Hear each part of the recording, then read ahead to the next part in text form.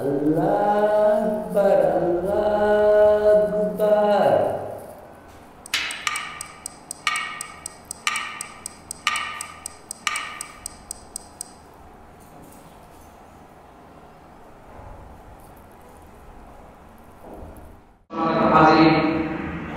রাসূল পাক সাল্লাল্লাহু আলাইহি ওয়াসাল্লাম জমজমের পানি সম্পর্কে বলেছেন, খায়রু মাইন আলা ওয়াজিল আরদ মা মুযাদ্দাম ফীহি দুআউ কুরআন ওয়া শিফাউ সুকমিন। আল্লাহ রাসূল সাল্লাল্লাহু আলাইহি ওয়াসাল্লাম বলেছেন, এই জমজমের পানিতে খাদ্যের চাহিদা মিটে, ওয়া শিফাউ সুকমিন এবং রোগের প্রতিষেধক হিসেবে কাজ করে। দুটি বৈশিষ্ট্যের কথা বলছে, একটা হলো খাদ্যের চাহিদা পূরণ জমজমের পানি দ্বারা, আর একটা হচ্ছে যে কোনো রোগ আপনার নয়, আপনি যদি শেফা নিয়ে পান করেন আল্লাহ তাআলা জমজমের বরকতে আপনাকে শেফা দান করেন। এটা অনেক সুন্দর।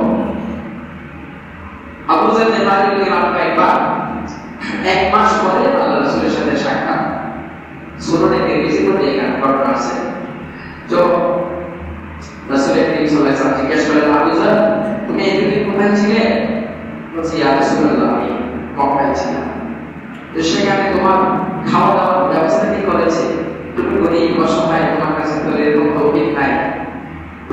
আবু যার গিফারী রাদিয়াল্লাহু আনহু বলছেন, ইয়া রাসূলুল্লাহ আল্লাহ আমার জন্য খাবারের ব্যবস্থা করেছেন, আপনি তো বলছেন জমজমের পানির মধ্যে খাদ্যের চাহিদা পুরো মিটে, আল্লাহ তাআলা আমাকে এই পুরো মাস আমি আর কোনো কিছু খাওয়ার সুযোগ হয়নি, একমাত্র সম্পদ ছিল জমজমের পানি।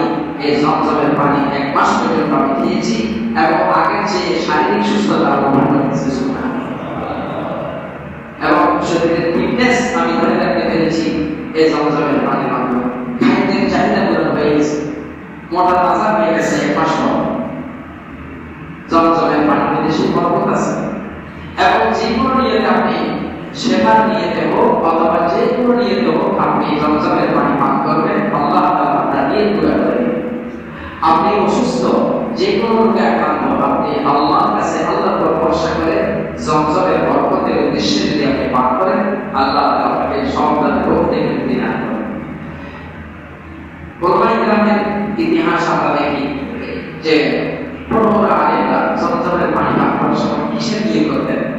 আমরা তো আমাদের কাছে আমরা করি যে জমজমের পানি যে কোনো নিয়ে পান করা যায়, তাহলে আমার একটা 10 টাকা বাড়ি দরকার, আমার একটা প্লেটের দরকার, ফোনের দরকার, আগুনের নেই।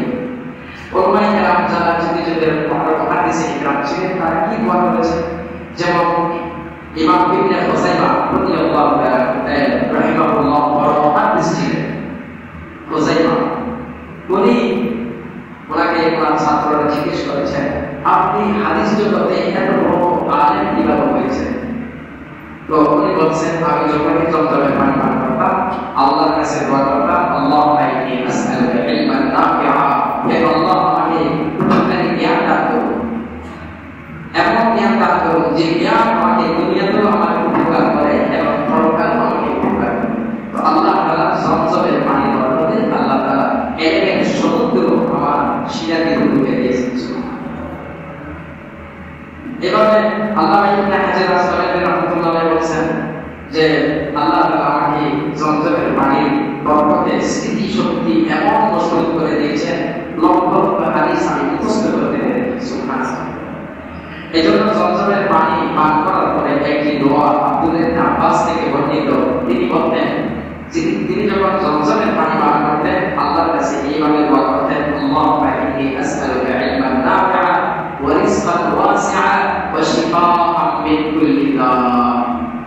এই তিনটি দোয়ার কথা ইবনে আব্বাস রাদিয়াল্লাহু থেকে বর্ণিত আছে যে জমজমের পানি পান করার পরে তিনি আল্লাহর কাছে দোয়া করতেন, হে আল্লাহ আপনি আমাকে উপকারী জ্ঞান দান করুন। আমাদের তো জ্ঞানের কোনো দামই নেই, আমাদের কাছে দুনিয়ার জ্ঞান, দুনিয়ার নলেজটাই বেশি। কিভাবে টাকা ইনকাম করবো, ম্যাক্সিমাম ছাত্র ভাইদের এখন মেডিকেল দরকার নাই, আমার কিভাবে টাকা আসবে, আমি না হালাল আমি না হারাম, হালাল থেকে নাকি হারাম থেকে উল্টে দেখার সময় নেই, আমার টাকা দরকার। এখন মানুষ জ্ঞান অর্জন করতেছে শুধু দুনিয়া কামানোর, অথচ ইলমুন নাফি' মানে এমন একটা জ্ঞান আমাকে অর্জন করতে হবে যে জ্ঞান আমার নীতি নৈতিকতা, আমার চারিত্রিক পবিত্রতা, আমার আখলাক, চরিত্র সবকিছু যেন সুন্দর হয়, এই জ্ঞান দিয়ে যেন আমি নিজে আলিঙ্গন করতে পারি এবং নিজের পরিবারকে যেন, সমাজকে যেন আলোকিত করতে পারি। সেই জ্ঞান দিয়ে আমাদের বর্তমান আধুনিক প্রতিষ্ঠানগুলোতে দেওয়া হয়। আপনার মা বাবাকে কিভাবে সম্মান করবে সেই জ্ঞান দিয়ে স্কুল কলেজে দেওয়া হচ্ছে। এটা আপনাদের কাছে আমি প্রশ্ন ছুড়ে দিয়েছি। আপনারা প্রত্যেকে সচেতন, শিক্ষিত সমাজ আছে, আপনারা যেভাবে স্কুল কলেজের শিক্ষা পেয়েছেন, নৈতিকতার সম্পূর্ণ শিক্ষা, সেই শিক্ষা কি এখন আছে? তো এই দেশ কিভাবে ধ্বংস হবে না, এই দেশের ভিতরে কেন দুর্নীতি হবে না, এই দেশ থেকে কিভাবে হাজার কোটি কোটি টাকা, ট্রিলিয়ন ট্রিলিয়ন টাকা পাচার হবে না, যেহেতু শিক্ষা ব্যবস্থা সবকিছু নৈতিকতা ধ্বংস করে দেওয়া হচ্ছে। এগুলো কোনো রাজনৈতিক বিষয় না ভাই। এগুলো বলতে কেন রাজনৈতিক বিষয় মনে করেন? কেন বলেন? আরে একটা জাতিকে ধ্বংস করার জন্য আর কোনো কিছুই লাগে না। একটা শিক্ষা ব্যবস্থাকে ধ্বংস করে দিলেই একটা জাতিকে পঙ্গু করে দেওয়া। একটা জাতিকে বুদ্ধিহীন করা যায়। যে জাতি উচিত ছিল জ্ঞান বিজ্ঞানে আবিষ্কার করে পুরো বিশ্বের সামনে অগ্রসর করে দাঁড়া, আজকে সে জাতির সন্তানদেরকে কাগজের চিত্র আঁকানো হচ্ছে, ছবি আঁকানো হচ্ছে, ওয়ালপেপার আঁকানো হচ্ছে। এগুলি নাকি বিজ্ঞান নষ্ট, এগুলি নাকি আধুনিকতা, এগুলি নাকি উন্নতি আর প্রগতি। আফসোস, এজন্য কোনো রাজনৈতিক বিষয় না, আপনাকে আমাকে ভাবতে হবে বর্তমান শিক্ষা ব্যবস্থা। যিনি যারা এই শিক্ষা ব্যবস্থা দিচ্ছেন, তাদের সন্তান যদি তাদের সাথে বেয়াদবি করে এবং তাদের সাথে বেয়াদবি আচরণ করে, তারা কি সেটা বরদাস্ত করবে? এজন্য ভাইরা, রাজনীতির দিক থেকে আমরা আসলে আমাদের নৈতিকতা, আমাদের ইসলাম আমাদেরকে একটা নৈতিকতার শিক্ষা দেয়। আপনার আখলাক চরিত্র, যে সন্তানের কাছে এ ক্লাস গোল্ড মেডেল পাস করলো, কিন্তু সেই সন্তান তার বাবা মাকে সম্মান করে না, শ্রদ্ধা করে না, সেই সন্তান তার বাবা মাকে রেসপেক্ট করে না, তাহলে ওই গোল্ডেন এ ক্লাস দিয়ে আপনি কি করবেন? দিয়ে পানি খাবেন? আপনার সন্তান দিয়ে পানি খাবে? এজন্য ভাইরা, ইসলামের প্রকৃত শিক্ষা আমাদেরকে ধারণ করতে হবে। আমি যে কথা বলছিলাম, জমজমের পানি মাত্র সমান উপকারী জ্ঞান আল্লাহ আমাকে এলমে নামতে রাখবে। আজকে এলমে নামতে নেই, শরীরের জ্ঞান নেই, মসজিদ করতে মুসল্লি হুজুর ফরজ পাকে জানি না, জানাজার নামাজে হাজির জানাজার ফরজ কি জানি না, তো আমাদের কি ইসলাম? এই জন্য আল্লাহর কাছে সাহাবায়ে কেরামরা, আলেম ওলামারা আল্লাহর কাছে কি চাইবেন? জমজমের পানি পান করে তিনটা জিনিস চাইবেন আল্লাহর কাছে। একটা হচ্ছে আল্লাহ আমাকে উপকারী জ্ঞান, যে জ্ঞান আমাকে আল্লাহ বয়ে আনে, আমার পরিবার, আমার মা বাবা সবার সাথে আমি যেন ভালোভাবে মিশতে পারি, সেই জ্ঞান আমাকে দান করো। যে জ্ঞানের মাধ্যমে আমি আমার মা বাবার হক আদায় করতে পারি, আমার পরিবারের হক আদায় করতে পারি, সেরকম জ্ঞান আমাকে দান করো।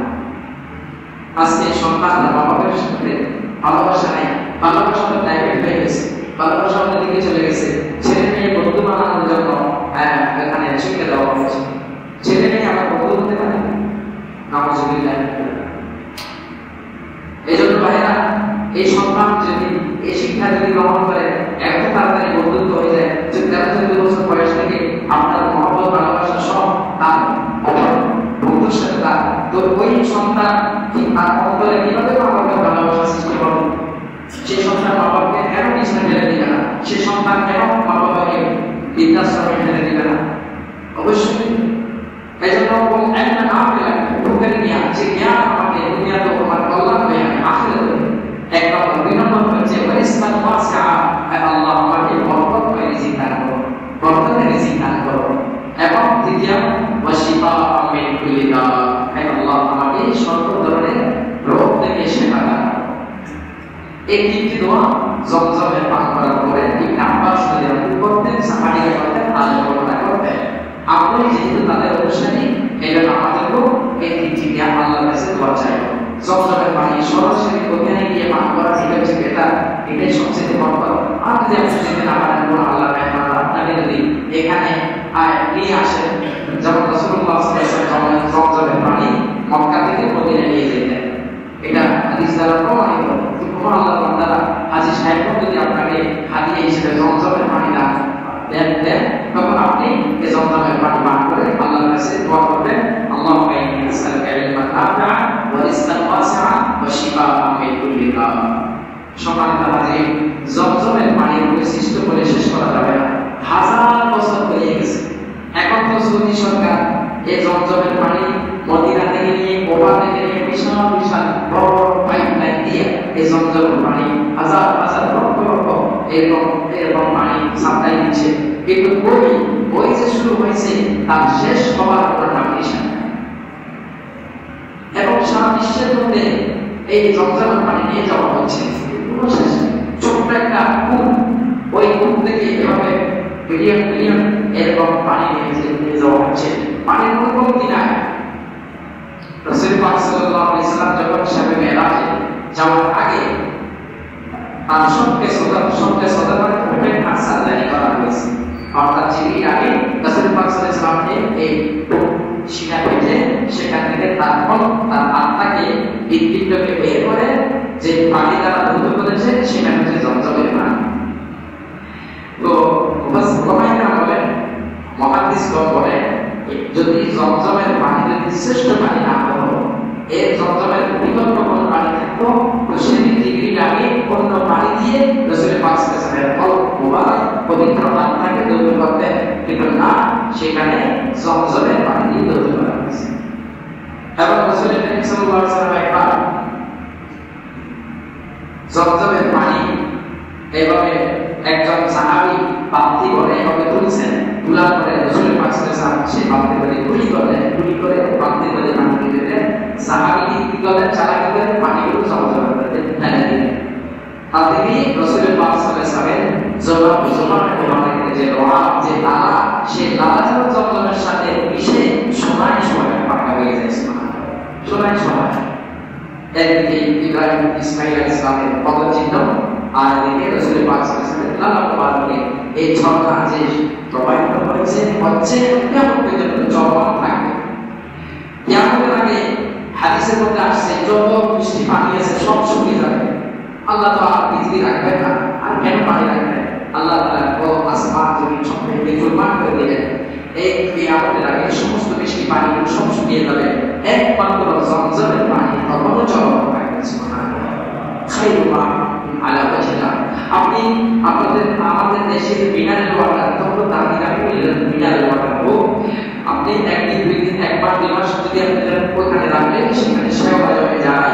কিন্তু আপনি জমজমের পানির বরকত কিভাবে দেখেন? আপনি বছরকে বছর রাখেন, ভালো একটা কোটা পাতেন, তাহলে সেখানে কোনো রকমের সেবা জমবে না, কোনো রকমের পানির পরিবর্তন আসবে না।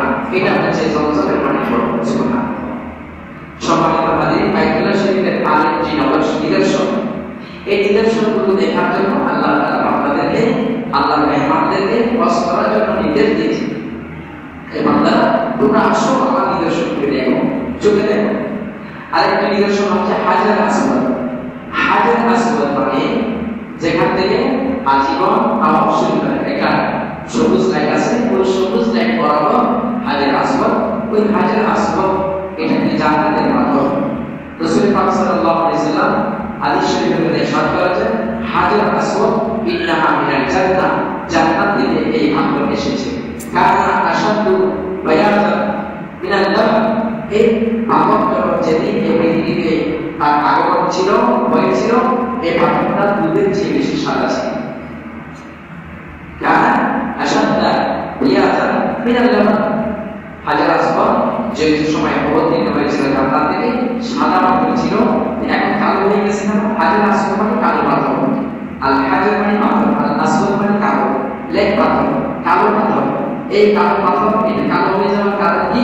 রাসূলুল্লাহ সাল্লাল্লাহু আলাইহি ওয়াসাল্লাম সাওয়ালাতুল খাতায়া বি আদম, মানুষের যে স্পর্শ করতে আছে মানুষের গুনাহগুলো কাটতে ওই পাথরটা কি হয়ে গেছে, কালো হয়ে গেছে। সুবহানাল্লাহ। সাওয়ালাতুল খাতায়া বি আদম। এছাড়া আল্লাহ তাআলা এক পদ্ধতি নিদর্শন, এই জান্নাতের এই পাথরকে স্পর্শ করার জন্য মানুষ পাগল হয়ে যায়। মানুষের চোখের মতো মানুষের গুনাহগুলো টেনে নেয়, টানতে এই পাথরটা কি হয়ে গেছে, কালো হয়ে গেছে। এই জন্য এই পাথরের নাম এখন হচ্ছে আল হাজারুল আসওয়াদ। সম্মানিত হাজির, রাসূল পাক সাল্লাল্লাহু আলাইহি ওয়াসাল্লাম হাদিসের বিরুদ্ধে আরেকটা হাদিসের মধ্যে ইরশাদ করেছেন, এই যে কালো পাথরের একটা নিদর্শন হচ্ছে আল্লাহ রাসূল সাল্লাল্লাহু আলাইহি ওয়াসাল্লাম বলেছেন, সূরা তিরমিজির মধ্যে আসছে, আল্লাহু লা ইয়াবআসুকুল্লাহু ইয়াওমাল কিয়ামাহ। এই কিয়ামতের দিন এই পাথর উপস্থিত হবে আল্লাহর দরবারে। লাহু আইনান, এই পাথর আল্লাহ তাআলা দুটি চক্ষু দান করবেন, ইয়াবসুরু বিহিমা, এই চোখ দিয়ে সে দেখতে পাবে। আল্লাহ রাসূলের হাদিস সুনানে তিরমিজির মধ্যে আসছে, ওয়াল্লাহি লা ইয়াবসুরুল্লাহু ইয়াওমাল কিয়ামাহ, কিয়ামতের দিন হাজরে আসওয়াদ আল্লাহর সামনে উপস্থিত হবে এবং আল্লাহ তাআলা তাকে দুটি চক্ষু দান করবেন। কেন দান করবেন? ওয়া লিসানান ইয়ানতিকু বিহি, এবং আল্লাহ তাআলা তাকে একটি জিহ্বা দান করবেন এবং সেই জিহ্বা দিয়ে কিয়ামতের দিন হাজরে আসওয়াদ কথা বলবে। কথা বলবে, কি কথা বলবে? ইয়াশহাদু আলা মান ইসতালামাহু বিহাক্কি, ওই পাথর ওই ব্যক্তির পক্ষে সাক্ষী দিবে কিয়ামতের দিন, যে ওই ব্যক্তির পক্ষে সুপারিশ করবে যে এক ব্যক্তি এই পাথরকে স্পর্শ করবে। সুবহানাল্লাহ। আপনাকে চিনতে পারবে কিয়ামতের দিন হাজরে আসওয়াদ। হাজরে আসওয়াদ আপনার নাম ঠিকানা আপনাকে চিনে নেবে, চিনে আল্লাহ দরবারে আপনাকে চেয়ে নিয়ে যাবে, বলবে যে আল্লাহ তোমার এই পবিত্র ঘরের মেহমান, তুমি